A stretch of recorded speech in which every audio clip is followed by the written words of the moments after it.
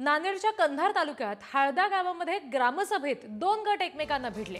गावातील दोन गटात हाणामारी झाली। याच्यामध्ये 4 जण जखमी झाले। ग्रामपंचायत निवडणुका जवळ आल्यात आणि त्याच्यामुळे आता गावागावात वादविवाद वाढताना दिसतात। हाळदा इथल्या हाणामारीच्या या घटनेचा व्हिडिओ सध्या सोशल मीडियावर व्हायरल होतो। आपण प्रतिनिधी राजीव यांच्याशी या संदर्भात बोलणार आहोत।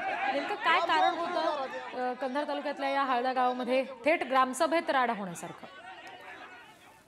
हाळदा या गावात सरपंच प्रतिनिधी म्हणून सरपंच महिलेचे पती हे व्यवहार बघतात आणि गावातील काही लोकांना घरकुल योजनेअंतर्गत घरकुल मंजूर झाले होते। मात्र ते मंजूर करण्यासाठी घरकुलाची रक्कम मंजूर करण्यासाठी अडथळा येत होता। यावेळी काही लोकांनी ग्रामसभेत आक्षेप उपस्थित केला आणि या दरम्यान दोन गटामध्ये वाद झाला आणि वादाचे रूपांतर हाणामारीत झालेले आहे। त्यात 4 ते 5 जण जखमी झालेले आहेत। मात्र गावकऱ्यांनी सामंजस्याने हे प्रकरण मिटवलं।